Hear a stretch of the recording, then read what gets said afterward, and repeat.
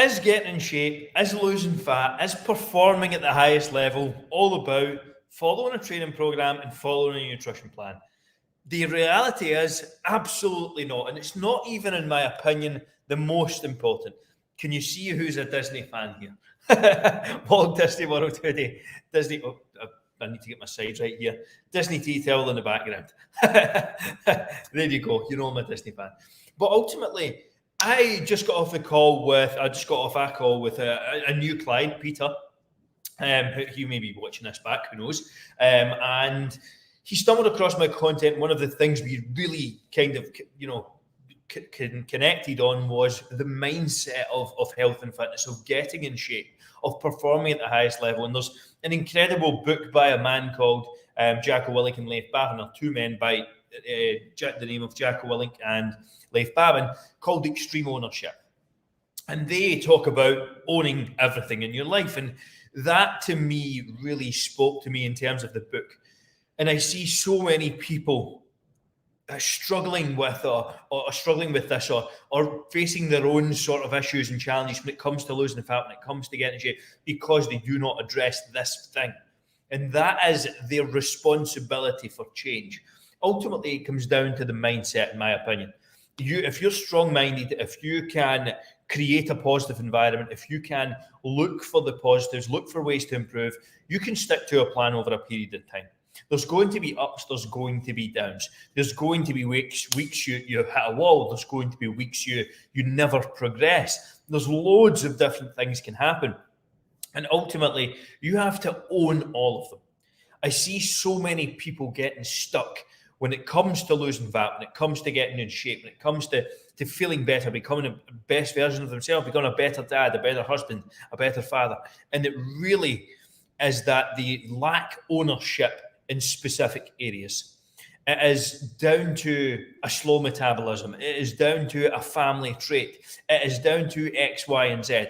Listen, it is your fault, period. What you do positively is your fault, and what you do negatively is your fault.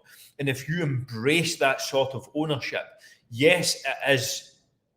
It's all about taking responsibility, but it ultimately gives you the power to change. It gives you the power to do what you want to do health and fitness wise. It gives you the power to take over your metabolism, to knock all the bullshit out the way and actually make your own decisions. Because when it comes to fitness, when it comes to health, my wholehearted opinion is, if you do not start something with the intention of doing it for the rest of your life, it is a fucking waste of time.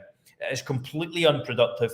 It's not something you're going to get anything out of. I mean, in terms of health benefits, losing fat, energy, you have to lose fat and stay lean over a period of time to get all of these benefits. So if you look for a method that lasts 5 minutes, that's how long you're going to get the benefits for, which is really a waste of time, truly. So if you can wake up and own your schedule, you take responsibility for the fact that you know you're busy, that you know you have an almost impossible schedule once 9 a.m. kicks off, that your family are typically up around 7 a.m.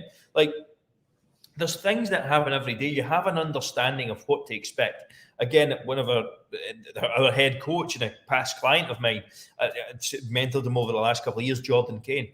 He has a young family, a couple of children. He completed a photo shoot, was in a 9-to-5 job, and was working with AMF and coaching around 30 to 40 clients, which is not easy at the time over the last period of year. And it's because he owned the situation. He knew what his schedule was, knew the requirements. He knew he had to, for example, train very early in the morning in order to make progress for the day. Because once your kids are up, once families are up and about, once work started, anything can happen. So you have to get into the mindset of, if this is what a typical day looks like, if this is a typical week looks like, how can I own that situation and still make progress? How can I take ownership in this day, in this week, in this month, and actually drive significantly towards a goal?